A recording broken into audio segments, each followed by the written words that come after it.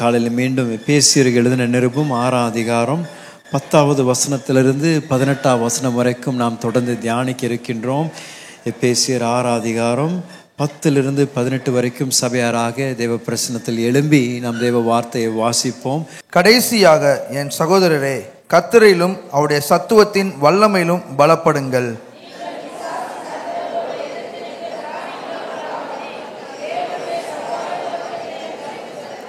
ஏனெனில் மாம்சத்தோடும் இரத்தத்தோடும் அல்ல, துரைத்தனங்களோடும் அதிகாரங்களோடும் இப்பிரபஞ்சத்தின் அந்தகார லோகாதிபதிகளோடும் வானமண்டலங்களில் உள்ள பொல்லாத ஆவிகளின் சேனைகளோடும் நமக்கு போராட்டம் உண்டு.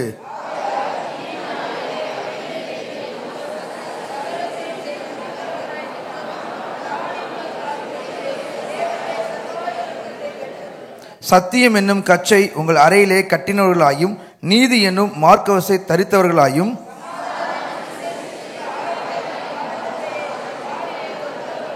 பொல்லாங்கன் எய்யும் அக்கினி ஆஸ்திரங்கள் எல்லாம் அவிழ்த்து போடத்தக்கதாய் எல்லாவற்றுக்கும் மேலாக விசுவாசம் என்னும் கேடகத்தை பிடித்து கொண்டவர்களாயும் நில்லுங்கள்.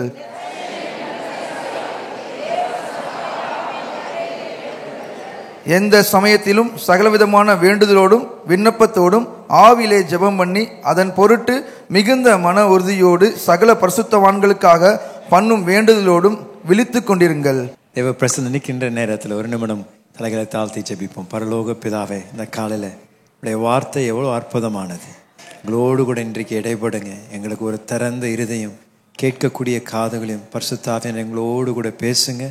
எங்களுடைய வாழ்க்கைகளை இந்த காலையில் கிறிஸ்துவின் சாயலில் மாற்ற நாங்கள் எங்களை ஒப்பு கொடுக்கிறோம். ஆண்டவரே, இயேசுவின் நாமத்தில் ஜெபிக்கின்றோம். ஆமென், ஆமென், ஆமென். உட்காருங்க. நாம் இந்த எபேசியர் 6ஆம் அதிகாரத்தில் காணப்படுகின்ற இந்த சத்தியத்தை நான் ஏற்கனவே 2 செய்திகள் இதிலிருந்து நான் பேசியிருக்கின்றேன். எப்படி ஒவ்வொரு தேவ பிள்ளைக்கும் ஒரு ஆவிக்குரிய ஒரு யுத்தம் ஒன்று உண்டு. ஒரு போராட்டத்தை நாம் ஒவ்வொருவரையும் போராடும்படியாக நாம் இந்த பூமியில் இருக்கும் பொழுது ஒவ்வொருவருக்கும் அப்படிப்பட்ட ஒரு போராட்டம் இருக்கின்றது என்றை குறித்து நான் பேசினேன். நம்மளுடைய எதிரியாகிய சத்ரு, அவன் உண்மை உள்ளவன், அவன் வல்லமையானவன், தந்திரமானவன் என்று முதல் செய்தியில் நான் பேசினேன். அதே நேரத்தில் இயேசு எப்படி சிலுவையில் ஏற்கனவே நமக்கு வெற்றியை, அவன் மேல் வெற்றியை ஆண்டவர் எப்படி நமக்கு நிர்ணயித்தார் என்று நாம் பார்த்தோம். அதற்கு பின்பதாக சாத்தானுடைய 3 தந்திரங்கள் என்று நாம் பார்த்தோம். சாத்தானுடைய 3 தந்திரங்களில் வஞ்சிக்கின்றது ஒரு தந்திரம், சோதிப்பதும் குற்றம் சுமப்பதும், எப்படி இந்த 3 தந்திரங்கள் மூலமாக தேவ பிள்ளைகளை அவன் வீழ்க்க செய்கின்றான் என்று நாம் பார்த்தோம். அப்போஸ்தலனாகிய பவுல் பரிசுத்த ஆவியானவர் மிக அழகாக பயன்படுத்தி நாம் இன்றைக்கு புதிய ஏற்பாட்டில் வாசிக்கக்கூடிய அநேக நிருபங்கள், பரிசுத்த ஆவியானவர் பவுலுடைய நிருபங்களை நாம் வாசிக்கும்படியாக நமக்கு கொடுத்திருக்கின்றார். பவுல் எழுதும் பொழுதும் அநேக நிருபங்களில் மிக அழகாக தெளிவாக தேவ ராஜ்யத்தின் சத்தியத்தை எல்லாரும் புரிந்து கொள்கிற விதத்தில் பல உதாரணங்களை பயன்படுத்தி அப்போஸ்தலனாகிய பவுல் எழுதுகின்றார், போதிக்கின்றார். அவர் சபையை குறித்து பேசும்பொழுது எப்படி அது ஒரு சரீரம், ஒரு வீடு, இதெல்லாம் இப்படிப்பட்ட உதாரணங்களை பயன்படுத்தி நாம் எல்லாரும் தேவ ராஜ்யத்தின் சத்தியத்தை சுலபமாக புரிந்து கொள்ள ஆண்டவர் அப்போஸ்தலனாகிய பவுலை பயன்படுத்தினார். இந்த போராட்டத்தை குறித்தும் ஒரு பேசும் பொழுது, போதிக்கும் பொழுதும், ஒரு கிறிஸ்துவன் எப்படி சர்வாயுத வர்க்கத்தை அணியணும் என்று அவர் போதித்த பொழுது அவர் இந்த ரோம போர் சேவனை பயன்படுத்தி, ஒரு ரோம போர் சேவன் அவன் அணிந்திருக்கின்ற இந்த சர்வாயுக வர்க்கத்தை ஒவ்வொன்றாக பிட்டு எடுத்து தெளிவாக அதற்கு ஒரு ஆவிக்குரிய அர்த்தத்தை கொடுத்து நமக்கு போதிக்கின்றார். இது வெறும் அன்றைக்கு இருந்த கிறிஸ்துவர்களுக்கு மாத்திரம் இது புரியக்கூடிய பிரயோஜனமான சத்தியம் இல்லை. இன்றைக்கும் நமக்கும் எல்லாருக்கும் இப்படிப்பட்ட இந்த சர்வாய வர்க்கத்தை குறித்து நாம் பார்க்கும் பொழுது மிக அழகாக தெளிவாக தேவ வார்த்தையிலிருந்து நாம் புரிந்து கொள்கின்றோம். இன்றைக்கு உங்களோடு கூட இந்த முதல் 2 வர்க்கத்தில் இருக்கக்கூடிய 2 காரியங்களை நாம் இன்றைக்கு பார்க்க போகின்றோம். சத்தியமும் நீதியும். இதுதான் இன்றைக்கு காலையில் நாம் பார்க்க இருக்கின்றோம். ஸோ முதலாவதாக அப்போஸ்தலனாகிய பவுல் அணிந்து கொள்ளக்கூடிய அல்ல கட்டி கொள்ளக்கூடிய காரியத்தை சொல்லும் பொழுது அவர் சொல்றாரு, சத்தியம் என்றும் கச்சையை கட்டி கொள்ளுங்கள் என்று சொல்றார். சத்தியம் என்றும் கச்சையை. ஆகையால் ஏற்கனவே நான் சொன்ன மாதிரி ரோம போர் சேவனை தான் அவர் ஒரு உதாரணமாக பயன்படுத்தி அவர் ஒவ்வொரு ஆயுதத்தை குறித்தும் விளக்கம் தருகின்றார். இப்போ கேள்வி என்னன்னா, ஏன் முதலாவதுன்னு சொல்லும் பொழுது அதற்கு ஒரு முக்கியத்துவம் இருக்கின்றது. ஏன்னா நம்மளை கேட்டிருந்தோம்னா, நம்ம இந்த சர்வாயுத வர்க்கத்தில் எது முக்கியம் என்று நம்மளை கேட்டிருந்தோம்னா நான் சொல்லியிருப்பேன், ஒருவேளை ஆவியின் பட்டயம் ரொம்ப முக்கியம். ஏன்னா அந்த பட்டயத்தில் வைத்து தான் அவனை நம்ம வீழ்க்க முடியும் என்று நான் சொல்லியிருப்பேன். இல்லைன்னா விசுவாசத்தின் கேடகம் நம்மை முழுவதும் பாதுகாக்கக்கூடிய ஒரு காரியம். இல்லைன்னா நீதியின் மார்க்க வசம், அதுவும் நமக்கு தேவை என்று சொல்லியிருப்பேன்.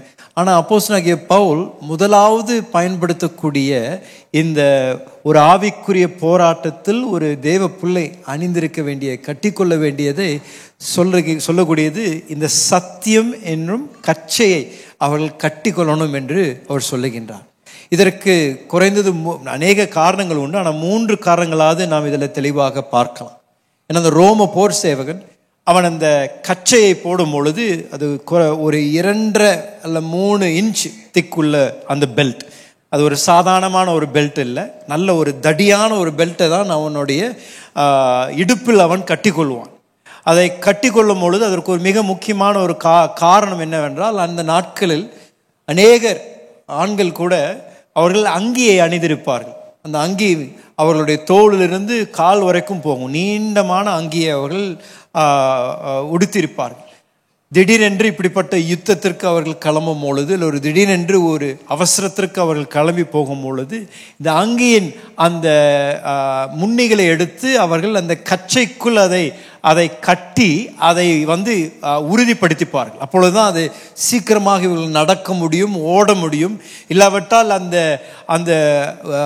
அது அவங்களுக்கு அதை தடுத்து விழுகக்கூடிய ஒரு காரியமாய் மாறிவிடும். அந்த அவங்க போட்டிருக்க அந்த வஸ்திரம் அது நீண்டமான வஸ்திரமாக இருந்தனால அதை சுலபமாக அவர்கள் அந்த இடுப்பில் அதை தூக்கி கட்டிக்கொள்வார்கள். அப்பொழுதுதான் அவர்கள் சீக்கிரத்தில் அவர்கள் நடந்து போவதற்கோ இல்லை யுத்தத்தில் அவர் ஈடுபடும் பொழுது அவள் கால்கள் எந்த விதத்திலையும் தடுக்கி விழுகாமல் இருப்பதற்கு அது பாதுகாப்பாக இருக்கும்.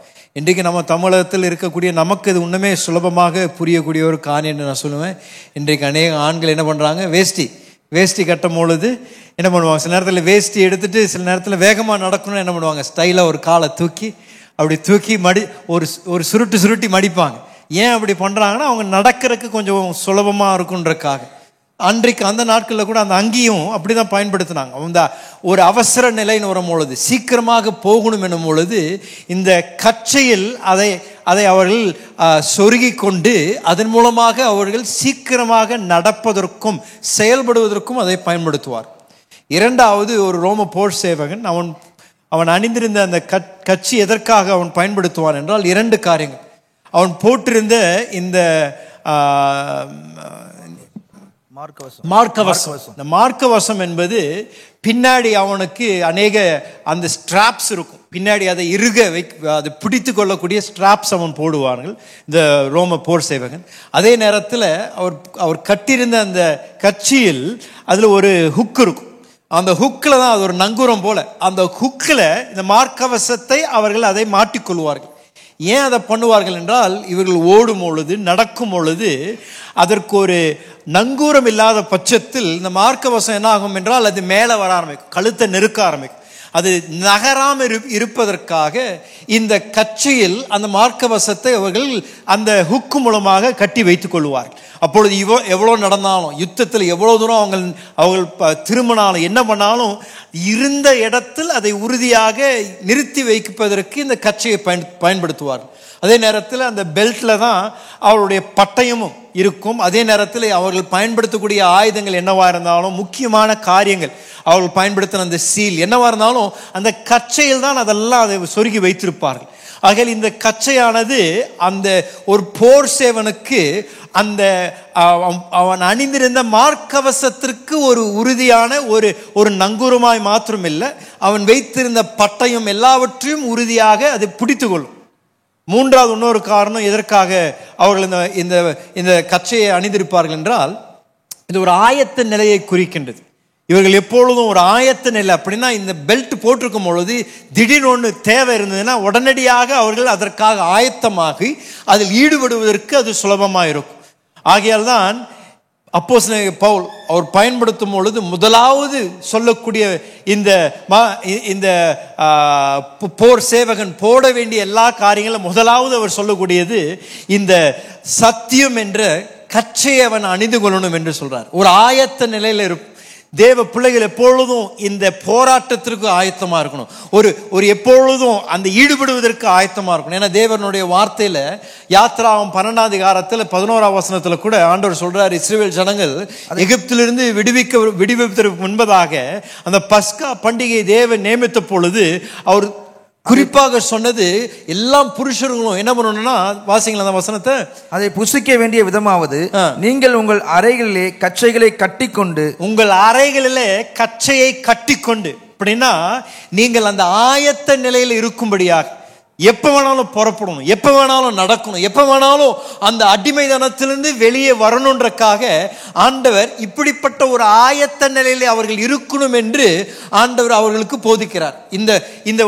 இந்த ஒரு கட்டளையின் மூலமாக 1 ராஜாக்கள் 18ஆம் அதிகாரத்திலையும் எலியாவுடைய வாழ்க்கையில கூட நீங்க பாத்தீங்கன்னா, அவர் அந்த கர்மேல் பர்வதத்துக்கு மேல தேவனுடைய மகிமை கீழே இறங்கி வருகின்றது, ஆகாபிடத்துல மழை பெய்ய போகுது என்று சொல்லி முடித்த உடனே அவர் எலியா என்ன செய்யறாருன்னா 45ஆம் வசனம் நினைக்கிறேன், வாசிங்களேன். 45 கர்த்தருடைய கை எலியாவின் மேல் இருந்ததினால் அவன் தன் அறையை கட்டிக்கொண்டு இஸ்ரவேலுக்கு வருமட்டாக அறையை கட்டிக்கொண்டு, அப்படின்னா ஒரு ஓடுவதற்கு முன்பதாக, அவர் புறப்பட்டு போவதற்கு முன்பதாக அந்த ஆயத்த நிலையை குறிக்கக்கூடியதா இருக்கிறது. சோ ஆகையால் அப்போஸ்தலனாகிய பவுல் இந்த முதல் அவர் சர்வாயுத வர்க்கத்தில் கொடுக்கக்கூடிய முதல் படி என்னன்னா, எல்லா தேவ பிள்ளைகளும் அந்த கச்சையை, சத்தியம் என்னும் கச்சையை அவர்கள் அவர்கள் அதை கட்டி கொள்ளணும் என்று அவர் சொல்றார். இப்ப கேள்வி என்னன்னா, இந்த சத்தியம் என்றும் கச்சையுடைய அர்த்தம் என்ன? நான் சொல்லுவேன், சத்தியம் என்று நாம் சொல்லும் பொழுது மீண்டும் மீண்டும் நாம் பார்க்கக்கூடியது தேவ வார்த்தையும் சத்தியம் ஒன்றாக இருக்கிறதை நாம் பார்க்கணும்.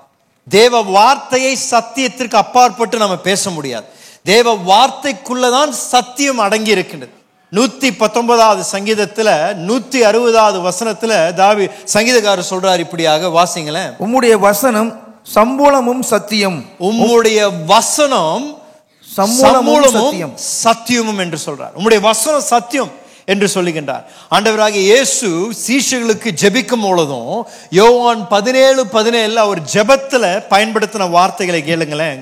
உம்முடைய சத்தியத்தினாலே அவர்களை பரிசுத்தமாக்கும், உம்முடைய சத்தியத்தினால அவர்களை பரிசுத்தமாக்கும், உம்முடைய வசனமே சத்தியம், உம்முடைய வசனமே சத்தியம் என்று சொல்றார். அப்போஸ்தலனாகிய பவுல் 2 தீமோத்தேயு 2ஆம் அதிகாரம் 15ஆம் வசனம் தீமோத்தேயுக்கு அவர் எழுதின பொழுது அவர் இப்படியாக எழுதுகின்றார், வாசிங்களேன்.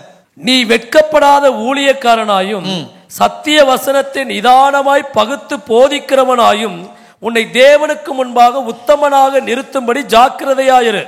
சத்திய வசனத்தை, சத்திய வசனம். மீண்டும் இங்கே வசனமும் சத்தியமும் இரண்டும் ஒன்றாக வரக்கூடியதா இருக்கு. ஆண்டவராகிய இயேசுவும் அவர் எழும்பி சொன்ன பொழுது யோவான் 14:6 நினைக்கிறேன், அவர் சொன்னார், நானே வழியும் சத்தியமும் ஜீவனுமா இருக்கின்றன. சோ அப்படின்னா முதலாவது அப்போஸ்தலனாகிய பவுல் இந்த சர்வாயுத வர்க்கத்தில் குறிப்பாக தேவ பிள்ளைகள் ஆயத்த நிலையில் இருக்கும்படியாக செய்ய வேண்டியது இந்த சத்தியம் என்ற கச்சையை அவர்கள் கட்டிக்கொள்ளணும் என்று சொல்லுகின்றார். தேவ வார்த்தை தான் சத்தியத்தின் தரமாய் இருக்கின்றது. தேவ வார்த்தை தான் சத்தியத்தின் நிலையா இருக்கின்றது. தேவ பிள்ளைகள் தேவ வார்த்தையின் மேல் தங்களுடைய வாழ்க்கையை கட்டக்கூடியவர்களா இருக்கிறது அவசியம். அதனால ஆண்டவர் மத்தேயு 7ஆம் அதிகாரத்துல கூட ஒரு ஊமையாய் போதித்த பொழுது 2 மனிதர்களை குறித்து அவர் சொன்ன பொழுது, அந்த கற்பாறையில் தன் வீட்டை கட்டின மனிதன் எப்படிப்பட்ட மனிதனாய் இருந்தான் என்றால், அவருடைய வார்த்தையை கேட்டு அதன்படி நடக்கின்ற மனிதன் தான் கற்பாறையில் தன்னுடைய வீட்டை கட்டின மனிதனை போல இருக்கிறான் என்று இயேசு சொல்கின்றார். அப்படின்னா தேவ பிள்ளைகளுக்கு இந்த தேவ வார்த்தை தான் வழிகாட்டி. தேவ பிள்ளைகளுக்கு தேவ வார்த்தை தான் நம்முடைய வாழ்க்கையின் தரமாக மாறுகின்றது. தேவ வார்த்தை தான் நமக்கு சத்திய வழியாய் மாறுகின்றது. நாம் நம்முடைய சொந்த விருப்பத்திற்கு ஏற்ற விதத்தில் இங்க வாழ்க்கையை வாழ முடியாது. நம்முடைய சொந்த சொந்த உணர்ச்சியின் அடிப்படையில தீர்மானங்களை எடுக்க முடியாது. தேவன் மேல் விசுவாசமாய் இருக்கின்றவர்கள் தேவ வார்த்தையின் மேல் தங்களுடைய வாழ்க்கையை கட்டணும். தேவன் வார்த்தையின் அடிப்படையில தங்களுடைய வாழ்க்கையை வாழும். அதுதான் பவுல் சொல்றார். முதல் கட்சியை போடணும்னா தேவ வார்த்தை சத்தியமாக உங்கள் வாழ்க்கையில் விளங்க பண்ணணும். உங்களுடைய சொந்த விருப்பத்திற்கு நடக்காமல் தேவ வார்த்தைக்கு கீழ்ப்படிந்து நடப்பதுதான் அந்த ஆவிக்குரிய போராயுதத்தை நாம் போடும் பொழுது, அணிந்து கொள்ளும் பொழுது முதலாவது செய்யக்கூடியது இந்த சத்தியம் என்றும் கச்சையை நாம் கட்டிக்கொள்கின்றோம். ஏன்னா தேவனுடைய வார்த்தையில நம் நியாயாதிபதிகளை பார்க்கும் பொழுது 21ஆம் அதிகாரம் 25ஆம் வசனத்துல ஒரு மிக பரிதாபமான ஒரு வசனத்தை நாம் வாசிக்கணும். இது பல முறை நியாயாதிபதி புஸ்தகத்துல மீண்டும் மீண்டும் பார்க்கக்கூடிய ஒரு வசனம். அங்க சொல்லப்படுகின்றது, அந்த நாட்களில் இஸ்ரவேல் ராஜா இல்லாதபடியால் அவன் தன் தன் பார்வைக்கு சரி போனபடி செய்து வந்தான். அப்படின்னா இஸ்ரவேல் ஜனங்க அன்றைக்கு ராஜா இல்லாதனால தேவ பயமற்று அவங்களுடைய சொந்த விருப்பத்திற்கு ஏற்ற விதத்துல, அவங்களுடைய சொந்த பிரியத்திற்கு ஏற்ற விதத்துல தங்களுடைய வாழ்க்கையை வாழ ஆரம்பித்தார்கள். ஏன்னா நியாயாதிபதி புஸ்தகத்தை வாசித்தீங்கன்னா மிக பரிதாபமான நாட்கள் இஸ்ரவேல் தேசத்துல, இருள் நிறைந்த நாட்கள். ஏன்? சத்தியத்திற்கு மாறுபாடாக வாழ்ந்து கொண்டிருந்தார்கள். சத்தியத்தின் அடிப்படையில் அவங்களுடைய வாழ்க்கையை வாழவில்லை. தங்களுடைய சொந்த விருப்பத்தின் அடிப்படையில் தங்களுடைய வாழ்க்கையை வாழ ஆரம்பிச்சுட்டாங்க. எப்போ சிருஷ்டிக்கப்பட்டவர்கள் தங்களுடைய சொந்த விருப்பத்திற்கு ஏற்ற விதத்தில் வாழ ஆரம்பிக்கிறாங்களோ அப்போ இருள், பிரச்சனை, சாபம். ஆனால் நம்மை சிருஷ்டித்த தேவன் சத்தியம் என்று எதை அவர் வெளிப்படுத்தினாரோ அதற்கு நாம் கீழ்ப்படிந்து நம் வாழ்க்கையை நாம் அதற்கு ஒப்பு கொடுத்து வாழும் பொழுது அப்பொழுது ஒரு ஆசீர்வாதம், அப்பொழுது தேவனுடைய கிருபை நம் வாழ்க்கையில் இருப்பதை காண்கின்றோம். தேவ பிள்ளைகள் நாம் நம்முடைய சொந்த விருப்பத்திற்கு ஏற்ற விதத்தில் வாழ முடியாது. இன்றைக்கு இந்த சத்தியமானது இன்றைக்கு நம்முடைய உலகத்தில் மாறிக்கொண்டே இருக்கின்றது. ஒரு நிறையற்ற ஒரு நிலையில் காணப்படுகிறது இந்த சத்தியம். இன்னைக்கு ஒரு காரியத்தை சொல்லுவாங்க, நாளைக்கு ஒரு காரியத்தை சொல்லுவாங்க. இன்னைக்கு இப்படி வாழுங்கன்னு சொல்லுவாங்க, நாளைக்கு அப்படி வாழுங்கன்னு சொல்லுவாங்க. அப்படியானால் உலகத்தின் சத்தியத்தின் அடிப்படையில் நம்முடைய வாழ்க்கை கட்டப்படும் என்றால் நம்முடைய வாழ்க்கை ஒரு நிலையற்ற வாழ்க்கையாய் மாறும். நான் இன்றைக்கு விஞ்ஞானிகள் அவர்கள் எல்லாம் ஆராய்ச்சி செய்து சொல்லுவாங்க, நீங்க காஃபி குடிச்சிங்கன்னா அது உங்களுக்கு ரொம்ப ஆபத்து, சீக்கிரம் செத்து போயிடுவீங்க சொல்லுவாங்க. அடுத்த வருஷம் அதே விஞ்ஞானிகள் அவர்கள் ஆராய்ச்சி பண்ணி சொல்லுவாங்க, காஃபி குடிச்சிங்கன்னா இன்னும் 10 வருஷம் இன்னும் அதிகம் வாழ்வீங்க. குடிக்கிறதா வேண்டாமா தெரியலங்க, போன வருஷம் செத்துருவேன்னு சொன்னாங்க, இந்த வருஷம் நான் இன்னும் அதிகம் வாழ்வேன்னு சொன்னாங்க. இல்லை இன்னொருத்தர் சொல்லுவாங்க, நீங்கள் முட்டையை சாப்பிட்டீங்கன்னா உங்கள் கொலஸ்ட்ரால் ரொம்ப ஹையாக போயிடும், அதனால் முட்டை சாப்பிடக்கூடாது, முட்டையில் வெறும் அந்த வெள்ளையை தான் சாப்பிடணும், மஞ்சளை சாப்பிடக்கூடாது. ரொம்ப ஆராய்ச்சி பண்ணி இதெல்லாம் நாங்கள் சொல்லியிருக்கோம்னு சொல்லுவாங்க. அடுத்த வருஷம் அதே ஆராய்ச்சி பண்ண விஞ்ஞானிகள் சொல்லுவாங்க, முட்டையில் இருக்கிற மஞ்சள் தான் ரொம்ப உங்களுக்கு முக்கியம், அதை நீங்கள் சாப்பிட்டீங்கன்னா குட் கொலஸ்ட்ரால் வரும், அதனால் நீங்கள் இன்னும் அந்த மஞ்சளை சாப்பிடலாம். நீங்கள் சாப்பிடுமா சாப்பிடக்கூடாது? இந்த உலகத்துல வெளியே வரக்கூடிய சத்தியம் மாறிக்கொண்டே இருக்கு. இன்றைக்கு இப்படி வாழணும் என்று சொல்றார்கள். இன்றைக்கு ஆண் பெண் என்று 2 விதமான பால் இல்ல, இன்னைக்கு யார் வேணாலும் எப்படி வேணாலும் இருந்துக்கலாம் சொல்றாங்க. ஆனா நேத்துக்கு வித்தியாசமா சொன்னாங்க, உலகத்துல ஒவ்வொரு நாளைக்கும் அவர்களுடைய சொந்த விருப்பத்திற்கு ஏற்ற விதத்துல சத்தியத்தை மாற்றி கொண்டிருக்கின்றார்கள். சத்தியம் மாறாததுங்க, நாம் தான் சத்தியத்திற்கு ஏற்ற விதத்துல மாறிக்கொள்ளணுமே தவிர சத்தியம் நம்முடைய சௌரியத்திற்கு ஏற்ற விதத்துல மாற்ற முடியாது. அப்ப அது சத்தியம் அல்ல. ஏன்னா சத்தியம் என்பது உறுதியானது, மாறாததுதான் சத்தியம். ஆனால் இன்றைக்கு உலகத்துல அவர்கள் தங்களுடைய சொந்த உணர்ச்சியின் அடிப்படையில், விருப்பத்தின் அடிப்படையில் சத்தியத்தை தங்களுடைய சௌரியத்திற்கு மாற்றிக் கொள்கின்றார்கள். அதனாலதான் தேவ பிள்ளைகள் மாறாத தேவ வார்த்தையின் மேல் நம்முடைய வாழ்க்கை கட்டப்படணும். தேவ வார்த்தையில் சத்தியம் என்ன, எப்படி வாழணும், எதை செய்யணும், எதை செய்யக்கூடாது என்று ஆண்டவர் அனுதின வாழ்க்கைக்கு தேவையான அத்தனையும் மிக அழகாக தேவன் போதிக்கின்றார், கட்டளையாக தருகின்றார். ஆனா சத்தியத்தை நாம் மாற்ற முடியாது. அப்படின்னா உதாரணத்துக்கு நான் சொல்றேன், 1 கூட்டல் 1 நான் 5 கூட்டல் 5 சொல்லான்ட்டு தான் ரொம்ப கஷ்டமா இருந்தாலும் 1 கூட்டல் 1 சொன்னேன். சரி, திருப்பி சொல்றேன். 1 கூட்டல் 1 2. நான் எவ்வளவு விரும்பினாலும் 1 கூட்டல் 1 3 மாறாது. எவ்வளவு தடவை நான் சொன்னாலும் 3 1 கூட்டல் 1 3 நான் சொன்னாலும் அந்த 1 கூட்டல் 1 என்னைக்குமே 2 தான். ஏன்? அது கணக்கின் சட்டம்.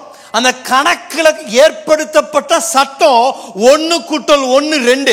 அது என்னுடைய சௌரியத்திற்கு, என்னுடைய விருப்பத்திற்கு, என்னுடைய உணர்ச்சியின் அடிப்படையில் அந்த சட்டத்தை நான் மாற்ற முடியாது.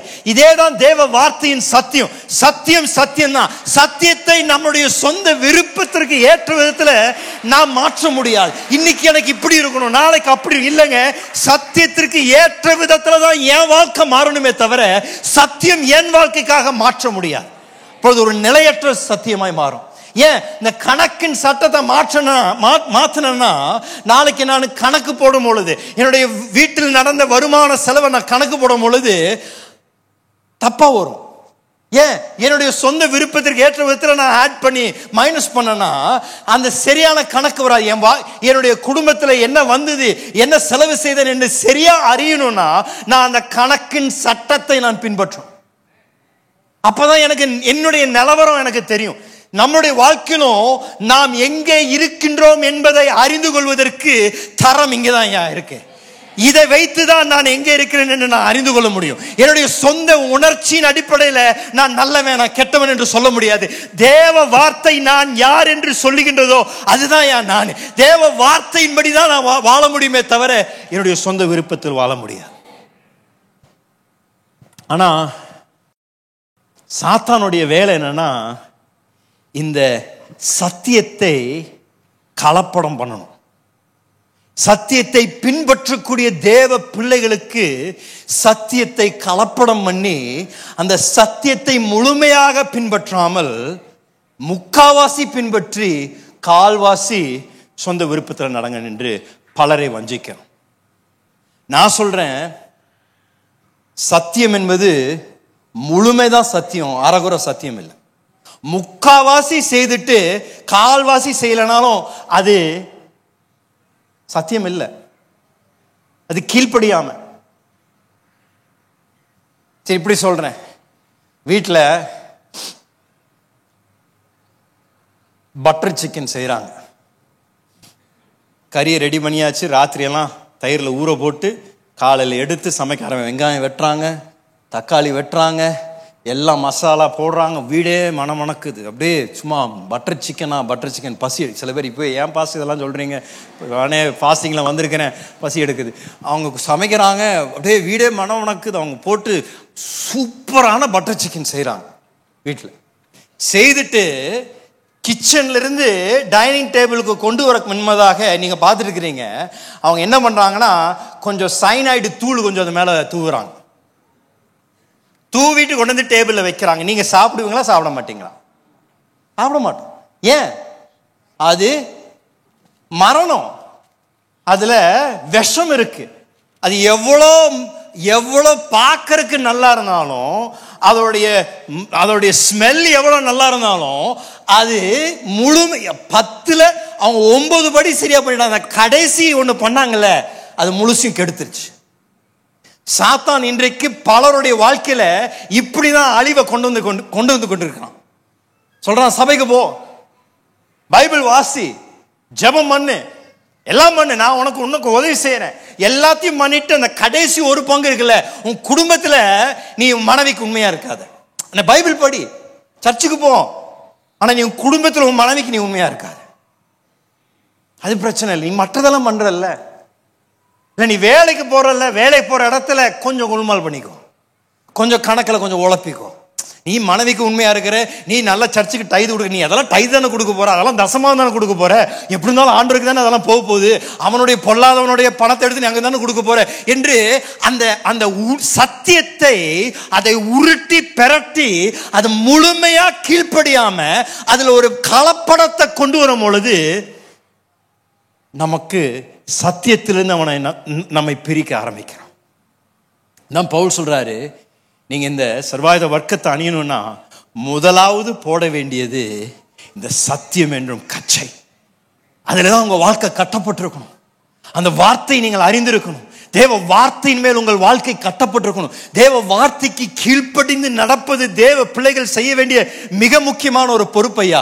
அந்த கீழ்ப்படிதல் அறக்குறையான கீழ்ப்படிதல் இல்ல, 90% கீழ்ப்படிதல் இல்ல, 100% தேவ வார்த்தை இப்படி சொன்னதுன்னா அதன்படி நடப்பேன் என்று ஒப்பு கொடுத்து நடக்கின்ற தேவ பிள்ளைகளுக்கு தான் அந்த தேவனுடைய வார்த்தையின் ஆசீர்வாதத்தை அனுபவிக்கின்றோம். ஆனா பலரை சாத்தான் இன்றைக்கு இந்த வஞ்சனையின் மூலமாக அறக்குறையாக தேவ வார்த்தையை அவர்கள் பயன்படுத்தி அதற்கு கீழ்ப்படிந்து அவங்க யோசிக்க, என்னடா ஆண்டு ஒண்ணு செய்ய மாட்டேன்றார். ஆனா அவன் இந்த கலப்படத்தை கொண்டு வந்தனால பலருடைய வாழ்க்கையில இன்னும் சாபம் நிலைத்திருக்கின்றது. கவனிங்களேன், நீதிமொழிகள் 4 அதிகாரத்துல 20வது வசனத்திலிருந்து 27வது வசனம் வரைக்கும் வாசிங்களேன். என் மகனே, என் வார்த்தைகளை கவனி. என் வார்த்தைகளை கவனி மகனே. என் வசனங்களுக்கு உன் செவியை சாய். என் வசனங்களுக்கு உன்னுடைய செவியை சாய். அவைகள் உன் கண்களை விட்டு பிரியாதிருப்பதாக. அவைகளை உன் இருதயத்துக்குள்ளே காத்துக்கொள். அவைகளை கண்டுபிடிக்கிறவர்களுக்கு அவைகள் ஜீவனும் அவர்கள் உடலுக்கெல்லாம் ஆரோக்கியமாம். கண்டுபிடிக்கின்றவர்களுக்கு அது யார் என்னவா இருக்கின்றது? ஜீவனும் உடலுக்கு ஆரோக்கியமா இருக்கின்றது. எல்லா காவலோடும் உன் இருதயத்தை காத்துக்கொள். எல்லா காவலோடு கூட உன்னுடைய இருதயத்தை காத்துக்கொள். அதனிடத்திலிருந்து ஜீவ ஊற்று புறப்படும். வாயின் தாறுமாறுகளை உன்னை விட்டு அகற்றி உதடுகளின் மாறுபாட்டை உனக்கு தூரப்படுத்து. உன் கண்கள் நேராய் நோக்க கடவுது. உன் கண் இமைகள் உனக்கு முன்னே செவ்வையாய் பார்க்க கடவுது. உன் கால் நடையை சீர்தூக்கி பார். உன் வழியிலெல்லாம் நிலைவரப்பட்டிருப்பதாக. வலதுபுறமாவது இடதுபுறமாவது சாயாதே. உன் காலை தீமைக்கு விலக்குவாயாக. என்ன அற்புதமான ஆலோசனையும் வழி நடத்தலும் தேவ வார்த்தை நமக்கு தருகின்றது. இதற்கு நாம் செவி சாய்க்கணும். இதன் மேல் நம்மளுடைய கவனம் இருக்கணும். அப்போஸ்தலனாகிய யாக்கோபு சொன்னது போல இது ஒரு கண்ணாடி. இந்த கண்ணாடியில நம்முடைய முகத்தை பார்த்து பின்பதாக இருந்த வண்ணமாக இருக்க முடியாதையா. மாற்றங்கள் செய்யணும். இந்த சத்தியத்திற்கு ஏற்ற விதத்தில் நம்முடைய வாழ்க்கையில மாற்றங்கள் ஏற்படணும். இந்த சத்தியத்திற்கு நாம் ஒத்து வரணும். அந்த சத்தியம் நமக்கு ஒத்து வராது, நாம் அந்த சத்தியத்திற்கு ஒத்து வரணும். நம்முடைய வாழ்க்கையில் அகற்ற வேண்டியது, எடுக்க வேண்டியது, பிடுங்க வேண்டியது பிடுங்கி இந்த சத்தியத்தின் நடக்கும்படியாக ஒவ்வொரு தேவ பிள்ளையும் அதில் கவனத்தை செலுத்தணும். அதான் பவுல் சொல்றாரு, முதலாவது நீங்கள் தேவனுடைய இந்த சர்வாயுத வர்க்கத்தை நீங்கள் அணிந்து கொள்ளும் பொழுது முதலாவது இந்த சத்தியம் தேவ வார்த்தை உங்களை கட்டி எழுப்புவதாக. அதுதான் உங்க நங்கூரம். அதன் மேலதான் மாற்ற எல்லாம் கட்டப்பட்டிருக்கின்றது. இந்த வார்த்தையின் அந்த அறிவு, அதனுடைய வெளிப்பாடு இல்லைன்னா மற்ற எந்த விதத்திலும் நாம் இந்த யுத்தத்தில் செயல்பட முடியாது. இந்த யுத்தத்தில் நாம் வல்லமையாக செயல்படணும்னா முதலாவது இந்த வார்த்தையின் வெளிப்பாடும், வார்த்தையை அறிந்து வார்த்தையின் மேல் கட்டப்பட்டு இருக்கும் பொழுது அப்பொழுது நம்ம ஆயத்தமாயிருப்போம். இரண்டாவது ஒரு சொல்லக்கூடியது நீதியின் மார்க்க வசத்தை தரித்துக் கொள்ளுங்கள் என்று சொல்றார். நீதியின் மார்க்க வசத்தை தரித்துக் கொள்ளுங்கள். இந்த நாட்களும் சரி, வேதத்தில் இருந்த நாட்களும் சரி, ஒரு இராணுவத்தில் போய் நீங்க சேரணும் என்றால் இராணுவத்திற்கு ஏற்ற சில மிக முக்கியமான சட்டங்களை பின்பற்றுவது அவசியம். ஒரு போர் வீரர் தன்னுடைய சொந்த விருப்பத்தில் போய் இராணுவத்தில் செயல்பட முடியாது. மிலிட்ரியில் அதான் சொல்ல, மிலிட்ரி டிசிப்ளினாவே மிலிட்ரி டிசிப்ளின். ஏன்னா அது அப்படிப்பட்ட ஒரு ஒழுக்கம் அங்கே சொல்லி கொடுக்கப்படுது. அதே நேரத்தில் நாம் ஒரு யுத்தத்தில் போய் நாம் அதில் கலந்து கொள்ளணும்னா இந்த இராணுவத்தில் நீங்க போய் சேரும் பொழுது நீங்க சொல்ல முடியாது, நானே என் வீட்டிலே துப்பாக்கி செய்திருக்கிறேங்க, நான் அதை கொண்டு வந்துட்டுமா, இல்ல நானே என் வீட்டில் நானே ஸ்பெஷலா என்னுடைய சொந்த புல்லட் ப்ரூஃப் வெஸ்ட் நானே செய்திருக்கிறேன், நான் அதை கொண்டு வரேங்கன்னு சொல்லி அப்படி கேட்க முடியாதுங்க. வேதாம நாட்களையும் சரி, இந்த நாட்களையும் சரி, எந்த ஒரு இராணுவத்தில் நீங்க போய் சேர்ந்தாலும் அந்த யுத்தத்திற்கு அனுப்பப்படும் பொழுது நம்முடைய சொந்த ஆயுதங்களை எடுத்துட்டு போறதுக்கு நமக்கு அனுமதி இல்லை. உங்க வீட்டில் நீங்க எவ்வளவு தூரம் பயன்படுத்தியிருந்தாலும் சரி, என்னமா எவ்வளவு நாள் அதை போட்டிருந்தாலும் சரி, ஒரு இராணுவத்தில் நீங்கள் போய் அந்த யுத்தத்தில் கலந்து கொள்ளணும்னா இராணுவம் உங்களுக்கு போடக்கூடிய வஸ்திரத்தை தரும், போடக்கூடிய ஷூவை தரும், போடக்கூடிய ஹெல்மெட்டை தரும், போடக்கூடிய அந்த புல்லட் ப்ரூஃப் வெஸ்ட்டை தரும். அவங்க துப்பாக்கி தருவாங்க. நீங்க சொந்த விருப்பத்தில் எதையும் எடுத்துட்டு போக முடியாது. இதேதான் ஆவிக்குரிய நிலையிலும். இங்க பவுல் சொல்றாரு, இந்த நீதியின் மார்க்கவசத்தை நம்ம தரித்து கொள்ளணுமா? இந்த நீதியின் மார்க்கவசம் நம்முடைய சொந்த நீதியின் மார்க்கவசம் அல்ல, நம்முடைய சொந்த நற்கிரியைகள் அல்ல, நம்முடைய சொந்த விருப்பத்துக்கு ஏற்ற விதத்தில் ஆண்டவரிடத்தில் ஆண்டவரே நானே என் நீதியை போட்டுக்கிறேன் ஆண்டவரேன்னு சொல்லி கேட்டோம்னா ஆண்டவர் சொல்ல முடியாது. என்னுடைய ராஜ்யத்துல நீ போர்ல நீ ஈடுபடணும்னா நான் உனக்கு தரக்கூடிய நீதியின் மார்க்கவசத்தை நீ போடணும். இந்த நீதியின் மார்க்கவசம் எதற்கு அடையாளம்னா நாம் யார் என்று அதுதான் நிர்ணயிக்கின்றது. தேவன் நாம் யார் என்று இந்த நீதியின் மூலமாக வெளிப்படுத்துகின்றார் உலகத்திற்கு. நம்மளுடைய அடையாளம் அதுல தான் இருக்கு. நம்மளுடைய அடையாளம் தேவன் நமக்கு தரக்கூடிய நீதியில் நம்மளுடைய அடையாளம் இருக்கின்றது. அந்த நீதியை வேண்டாம் சொல்லி நம்முடைய சொந்த நீதியை நாம் அணிந்து கொள்றோம் என்று சொல்லும் பொழுது என்ன ஆகின்றதுன்னா நம்முடைய அடையாளத்தை இழந்துடுறோம். அடையாளத்தை இழந்த பின்பதாக என்ன ஆகுதுன்னா இந்த அடையாளத்தை தரக்கூடிய காரியங்களை தேட ஆரம்பிக்கும். அந்த வேலை செய்தனா எனக்கு ஒரு அடையாளம் கிடைக்கும், அந்த பதவி எனக்கு கொடுத்தானா எனக்கு ஒரு அடையாளம் கிடைக்கும், அந்த பணம் எனக்கு இருந்ததுன்னா எனக்கு ஒரு அடையாளம் கிடைக்கும், அந்த உறவு எனக்கு இருந்தால் எனக்கு அடையாளம் கிடைக்கும் என்று இன்றைக்கு மனிதன் பல காரியங்களை, அந்தஸ்தை, செல்வாக்கை, பதவிகளை, வேலைகளை தேடக்கூடிய மிக முக்கியமான காரணம் என்னன்னா அதன் மூலமாக அவங்களுக்கு எப்படியாவது ஒரு அடையாளம் கிடைக்கும் என்று. ஆனால் தேவ பிள்ளைகளுக்கு கிறிஸ்து இயேசுவின் ரத்தத்தின் மூலமாக பிதாவாகிய தேவன் ஏற்கனவே ஒரு அற்புதமான அடையாளத்தை தந்து ஆண்டவர் சொல்றார், நீ எதையும் செய்து என்னுடைய நீதி நீ அடைய வேண்டாம், என்னுடைய நிலையை நீ அடைய வேண்டாம், நான் உனக்கு இந்த நீதியின் அந்த அடையாளத்தை கொடுத்து நான் உன்னை பார்க்கும் பொழுது உன்னை நான் பாவத்தில் சேற்றில் மூழ்கினதை நான் பார்க்கல, இன்றைக்கு நான் உன்னை பார்க்கும் பொழுது என்னுடைய குமாரனாகிய இயேசுவின் நீதியை உனக்குள் நான் பார்க்கின்றேன். அவருடைய நீதி உனக்குள் இருக்குது. அந்த நீதியை தான் முதலாவது தேவன் தருகின்றார். அதான் பவுல் சொல்றார். இரண்டாவது நாம் அணிந்து கொள்ளக்கூடியது இந்த நீதியின் மார்க்கவசம். நம்மளுடையதல்ல, அவர் நமக்கு தரக்கூடிய நீதியின் மார்க்கவசம். இந்த நீதியை குறித்து ரெண்டு காரியம் சொல்லலாம். ஒன்று கொடுக்கப்பட்ட நீதி, கிறிஸ்துவின் மூலமாக கொடுக்கப்பட்ட நீதி. ஆங்கிலத்தில் imputed righteousness. அப்படின்னா இலவசமாக அவருடைய கிருபை நிமித்தம் நம்ம அந்த நீதியை பெற்றுக்கொள்கிறோம். நம்முடைய செயல்கள் மூலமா அல்ல, நம்முடைய நற்கிரியைகள் மூலமா அல்ல, கிறிஸ்துவின் மேல் விசுவாசத்தை வைத்தபடியால் தேவ வார்த்தை சொல்லி நமக்கு அது நீதியாக கருதப்படுகிறது, நமக்கு நீதியாக தேவன் தருகின்றார். அப்படின்னா ஒவ்வொரு தேவ பிள்ளைக்கும் ஆண்டவர் இந்த நீதியை அவருடைய பெரிய கிருபையினால இலவசமா தந்துடுறார். அது ஒரு ஸ்தானம். நமக்கு தேவன் ஒரு ஸ்தானத்தை தருகின்றார் கிறிஸ்துவின் நீதியின் மூலமாக. அந்த ஸ்தானத்தை சாத்தான் எந்த விதத்தையும் தொட முடியாது, அதை கலைக்க முடியாது. ஏன்? தேவன் நமக்கு தந்திருக்கின்றார். அதனால அவன் என்ன பண்றான்னா இந்த நீதியின் இரண்டாவது பாகத்தை அவன் தாக்க ஆரம்பிக்கிறான். இரண்டாவது பாகம் என்னன்னா நீதியில நடப்பது. நீதியின் பதவி ஸ்தானம் ஒண்ணு, ஆனா நீதியில நம்ம அனுதினமும் நடக்கணும்ல, அங்கதான் பிரச்சனை வருது. நீதியில தேவ பிள்ளைகள் நடக்க முயற்சி செய்யும் பொழுதுதான் சாத்தான் பல சோதனைகள் மூலமாக, வஞ்சனை மூலமாக நம்மை எப்படியாவது தேவன் வைத்திருக்கின்ற ஸ்தானத்திலிருந்து பிரிக்க முயற்சி பண்றோம். இதை நல்லா கவனிங்களேன். சாத்தான் நம்மை தாக்குவதற்கு, நம்மை தொடுவதற்கு அவனுக்கு அதிகாரம் இல்லை. தேவ பிள்ளைகள் தேவனுடைய பாதுகாப்புக்குள் இருக்கின்றார். கிறிஸ்துவை தரித்து கொண்டவர்கள் கிறிஸ்துவின் பாதுகாப்புக்குள் இருக்கின்றோம். சாத்தானுக்கு இது நல்லா தெரியும். அவருடைய பாதுகாப்புல இருக்கிற வரைக்கும் அவருடைய உத்தரவு இல்லாமல் உங்களை தொட முடியாது. அதுதான் வேதத்துல பார்க்கணும். யோபை தொடுவதற்கு முன்பதாக தேவனிடத்துல கேட்டுதான் தொடணும். அவன் ஒவ்வொருத்தரையும் தேவனிடத்துல போய் கேட்க விருப்பம் இல்லை. அவன் எப்படி பண்ண விரும்புறான்னா உங்களை எப்படியாவது அந்த தேவனுடைய பாதுகாப்புல இருந்து வெளியே கொண்டு வரணும், தேவனுடைய செட்டையிலிருந்து உங்களை வெளியே பிரிக்கணும். அப்படி பிரிச்சுட்டானா அப்போ உங்களை தாக்கலாம், உங்களை அழிக்கலாம், என்ன வேணாலும் பண்ணலாம். அது எப்படி செய்யறான்னா வஞ்சனையின் மூலமாக.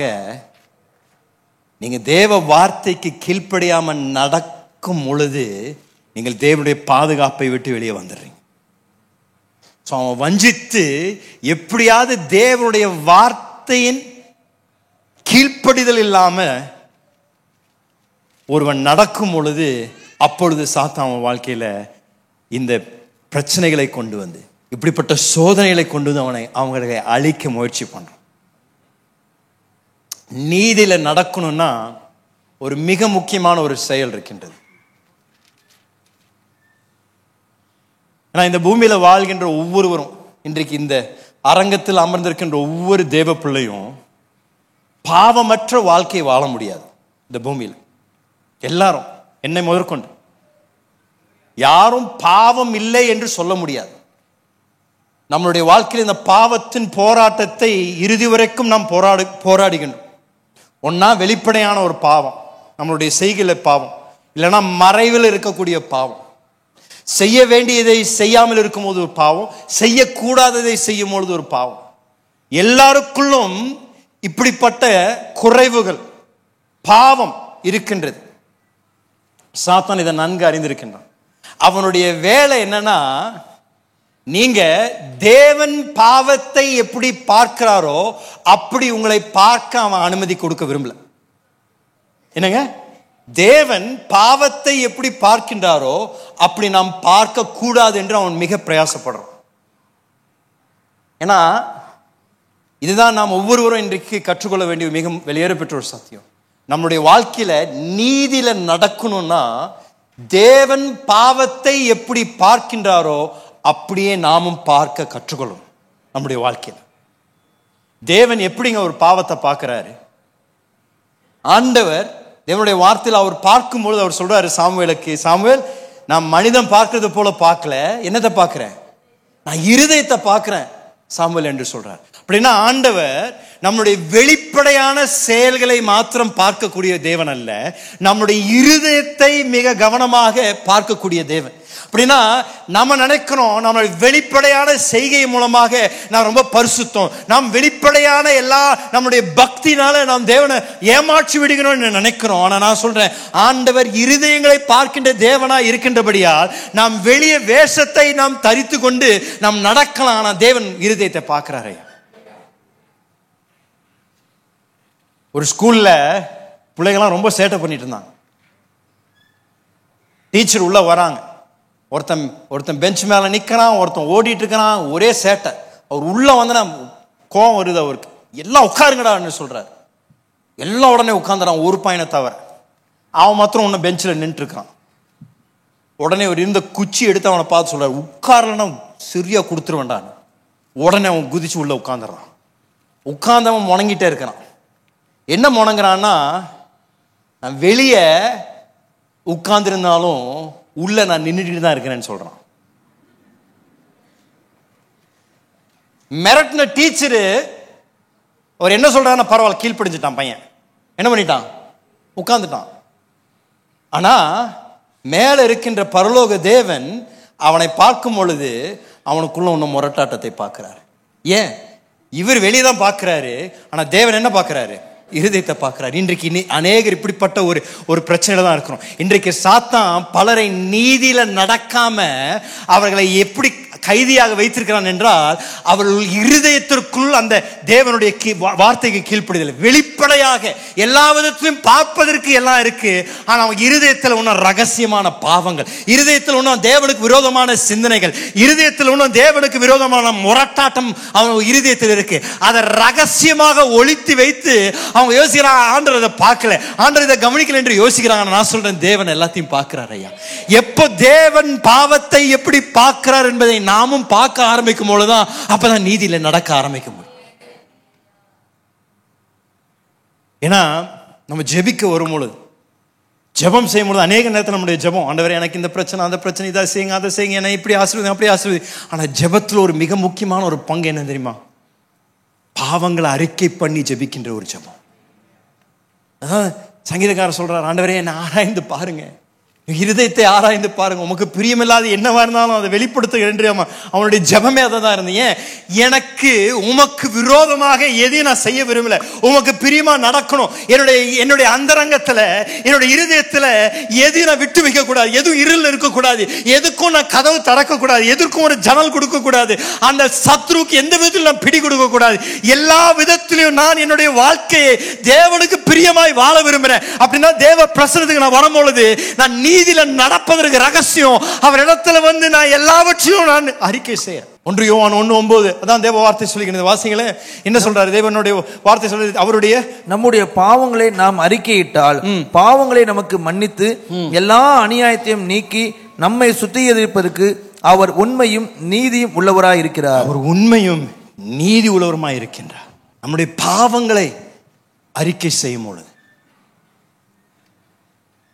சக்கரியா 3ஆம் அதிகாரத்தில் நம்ம போன தடவை பார்த்தோம், தேவனுடைய ஊழியன் யோசுவா தேவனுடைய பிரசனத்துல வந்து நிக்கிறாரு. வாசிங்க 4ஆம் 5ஆம் வசனம் வாசிங்களேன். யோசுவாவோ எனில் அழுக்கு வஸ்திரம் தரித்தவனாய், யோசுவா என்ன வஸ்திரம் தரித்திருந்தாருங்க? அழுக்கு வஸ்திரம் தரித்தவனாய் தூதனுக்கு முன்பதாக நின்றிருந்தான். தூதனுக்கு முன்பதாக நின்று கொண்டிருந்தான். அவர் தமக்கு முன்பதாக நிற்கிறவர்களை நோக்கி, இவன் மேல் இருக்கிற அழுக்கு வஸ்திரங்களை களைந்து போடுங்கள் என்றார். பின்பு அவனை நோக்கி, பார், நான் உன்னை அக்கிரமத்தை உன்னிலிருந்து நீங்கச் செய்து உனக்கு சிறந்த வஸ்திரங்களை தரிப்பித்தேன் என்றார். அவன் சிரசின் மேல் சுத்தமான பாகையை வைப்பார்கள் என்றார். அப்பொழுது சுத்தமான பாகையை அவன் சிரசின் மேல வைத்து அவனுக்கு வஸ்திரங்களை தரிப்பித்தார்கள். கர்த்தருடைய தூதன் அங்கே நின்றார்.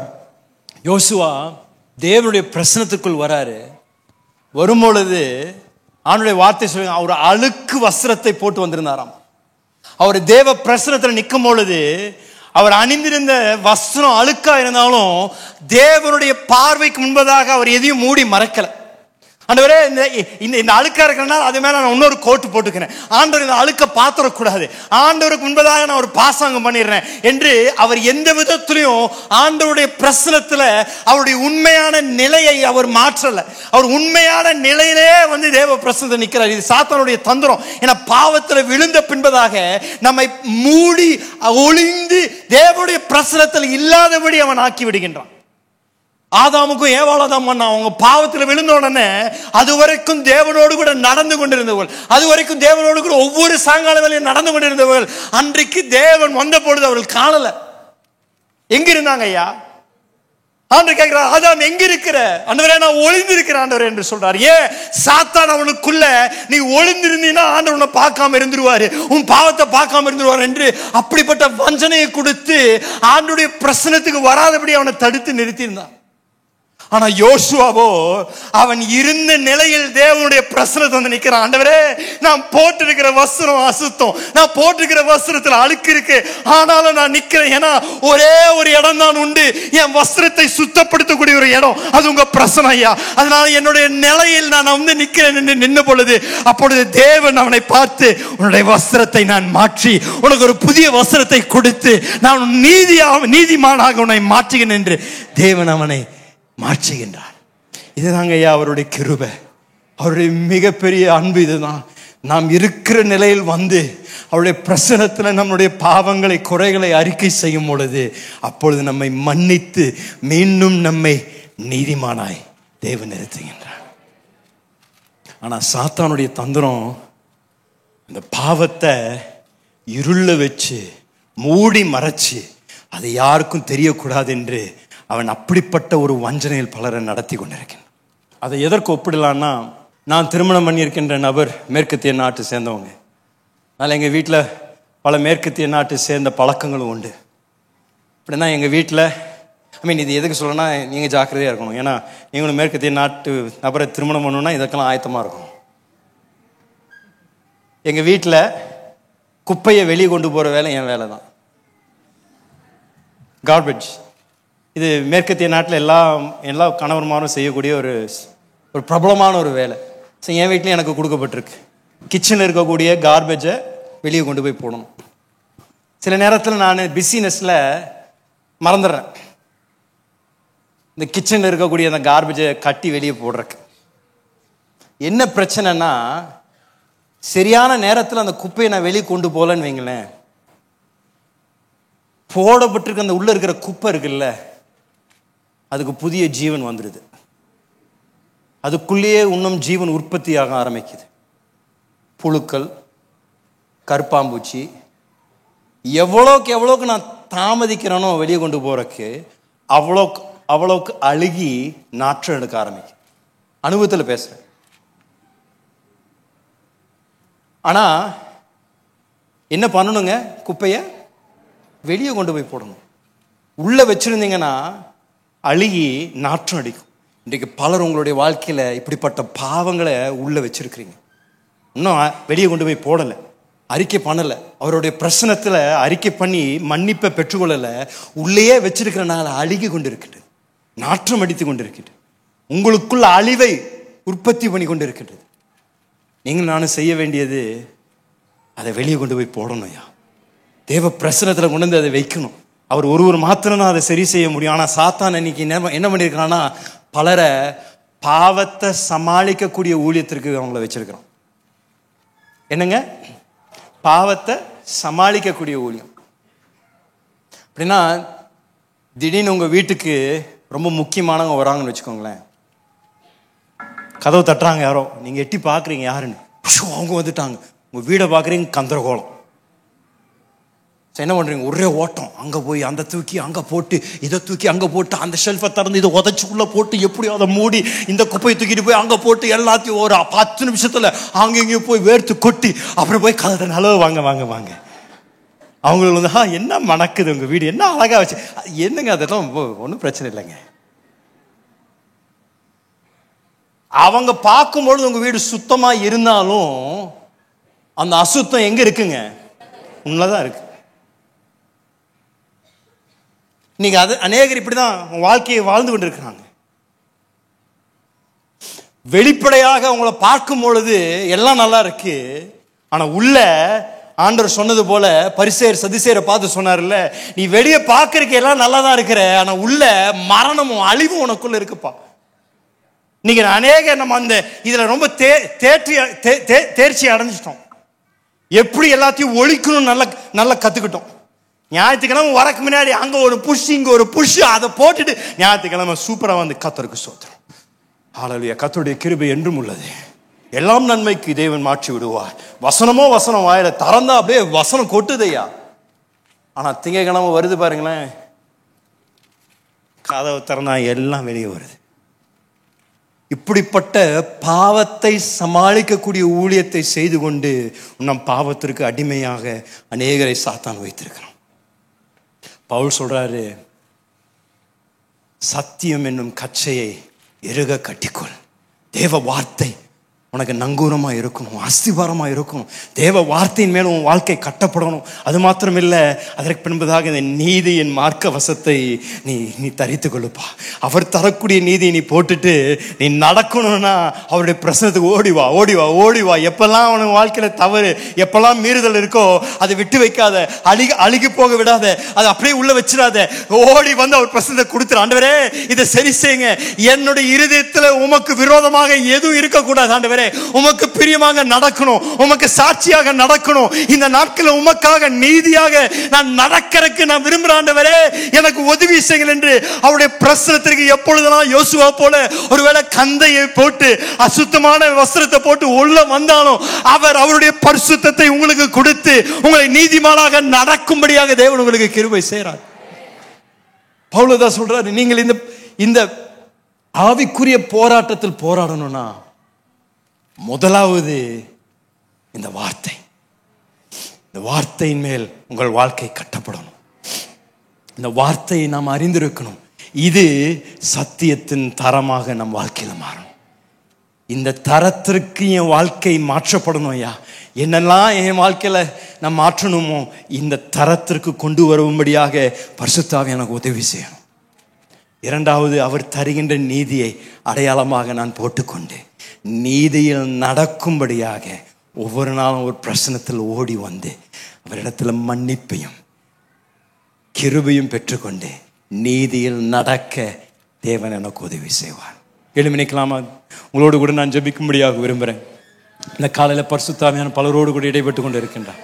ஒருவேளை நான் பேசி கொண்டு இருக்கும் பொழுது பரிசுத்த ஆவியானவர் உங்களுக்கு உங்களுடைய இருதயத்தில் நிச்சயம் அதை உறுத்தியிருப்பார். உங்களுக்குள்ள இப்படிப்பட்ட சத்துருன் வஞ்சனை நிமித்தம் இன்னும் அறிக்கை பண்ணாத பாவங்கள் இருந்ததுன்னா, அந்த ரங்கத்தில் ஒரு பாவத்தை வைத்து அது இன்னும் சரி செய்யாமல் அதை விட்டு வச்சிருந்தீங்கன்னா, இன்னைக்கு காலையில் தேவ பிரசனத்தில் விட்டு நீங்கள் போகிறதுக்குன்பதாக அதை கொண்டு வந்து அவங்க பாதத்தில் வச்சிருங்களேன். தேவனுடைய பாதத்தில் வைத்து அறிக்கை செய்து மன்னிப்பை பெற்றுக்கொள்ளுங்க. இந்த காலையில் ஒரு விடுதலையின் நேரம், இந்த காலை உங்களுடைய வாழ்க்கையில் ஒரு திருப்புமுனை நேரம். நீங்கள் இன்னும் அடிமை தினத்தில் வாழணும்னு அவசியம் இல்லை. ஏன்னா இப்படிப்பட்ட பாவங்கள் நிமித்தம் அநேக தேவ பிள்ளைகள் தங்களுடைய அதிகாரத்தை இழந்து விட்டார்கள். அநேக தேவ பிள்ளைகள் அவருடைய செல்வாக்கை இழந்து விட்டார்கள். அநேக தேவ பிள்ளைகள் அவருடைய தேவனுடைய ஆசீர்வாதம் இல்லாமல் வாழ்க்கையை வாழ்ந்து கொண்டிருக்கிறாங்க. ஐயா, இன்றைக்கு நீங்கள் அதோடு கூட ஒரு முற்றுப்புள்ளி வைங்க. இன்றோடு கூட ஒரு விடுதலை நடங்க. இன்றோடு கூட ஒரு தீர்மானம் செய்யுங்க. இனியும் பாவத்திற்கு நான் அடிமையா இருக்க மாட்டேன். இனியும் நான் இப்படிப்பட்ட ரகசிய பாவங்களை நான் என் வாழ்க்கையில விட்டு வைக்க மாட்டேன். வெளிச்சத்துக்கு கொண்டு வருவேன். வெளிச்சத்துக்கு கொண்டு வந்து அந்த பாவத்தை தேவனுடைய பிரசனத்துல நான் அறிக்கை செய்து, ஏன்னா எதெல்லாம் மூடி மறைக்கிறேனோ, தேவ வார்த்தை சொல்லி வாழ்வடைய மாட்டேன். ஆனா எதெல்லாம் நான் அறிக்கை செய்து விட்டு விடுகிறேனோ, அப்பொழுது தேவ இரக்கத்தையும் கிருபையும் பெற்றுக்கொள்ளேன்னு சொல்றீங்க. தேவ வார்த்தையின்படி இந்த காலையில நான் அறிக்கை செய்து தேவ கிருபையை நான் பெற்றுக்கொள்ள போறேன். தேவ விடுதலை நான் பெற்றுக்கொள்ள போறேன். இனி நான் இருள வாழ மாட்டேன். இனியும் தேவனுடைய பிள்ளையாக நீதியில் நடக்க தேவன் எனக்கு உதவி செய்வார். இந்த காலையில் ஒரு விடுதலை நேரம். ஒருவேளை சாத்தான் உங்களை ஒருவேளை இப்படிப்பட்ட ஒரு பிடியில அநேக வருடங்களாக வைத்திருந்தானோ, இன்றைக்கு நான் உங்களை பார்த்து சொல்றேன், இந்த சத்தியம் உங்களை விடுவிக்கும். ஐயா, இந்த சத்தியம் உங்களை விடுவிக்கும். தேவ வார்த்தை இன்றைக்கு நீங்கள் இருக்கிற வண்ணமாக இருக்க நீங்கள் அனுமதி கொடுக்க கூடாது. உங்க வாழ்க்கையை மாற்றுங்க. தேவ வார்த்தை இன்றைக்கு ஒரு பட்டயத்தை போல ஊடுருவி பாயட்டும். இந்த காலையில வெட்ட வேண்டியது வெட்டட்டும், எடுக்க வேண்டியது எடுக்கட்டும். இன்றைக்கு தேவனுடைய அற்புத கிரியைகள் உங்கள் வாழ்க்கையில நடப்பதாக நான் ஜெபிக்கிறேன். சாபத்துல வாழ வேண்டாம், இருள வாழ வேண்டாம், அடிமை தனத்துல வாழ வேண்டாம். இங்க உங்க குடும்பம் இன்னும் பிரச்சனை இருக்கணும்னு அவசியம் இல்லை. இன்றைக்கு தேவன் உங்களுக்கு வைத்திருக்கிற விடுதலை வெளிச்சத்துல கிருபையில நீங்க நடக்கலாம். ஐயா,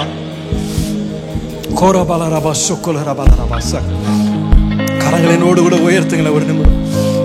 இந்த காலையில பரிசுத்தாவியான பலரோடு கூட இடைப்பட்டு கொண்டிருக்கின்றார். அவருடைய சத்தத்துக்கு செவி கொடுங்க. அவருடைய சத்தத்துக்கு செவி கொடுங்க. உங்க இருதயத்தை நீங்கள் கடினப்படுத்திடாதீங்க.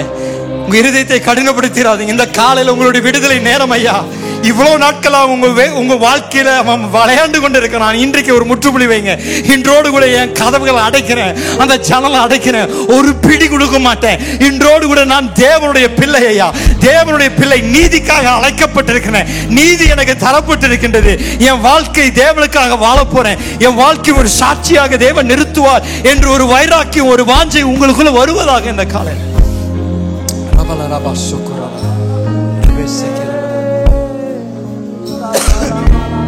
நன்றி ஆண்டவரே.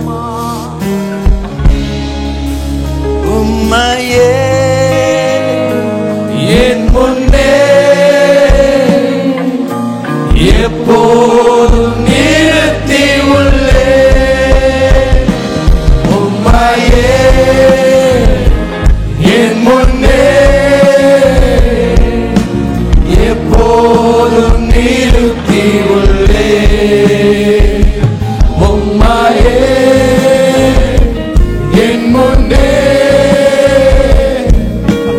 எப்போதும் நிறுத்தி உள்ளே. உம்மையே என் முன்னே எப்போதும் நிறுத்தி உள்ளே. உம்மை நோக்கி பார்த்த கண்கள் வெட்கப்பட்டு போவதில்லையே. உம்மை நோக்கி பார்த்த முகங்கள் பிரகாசமடைந்தனரே. உம்மை நோக்கி பார்த்த கண்கள் வெட்கப்பட்டு போவதில்லையே. உம்மை நோக்கி பார்த்த முகங்கள் பிரகாசமடை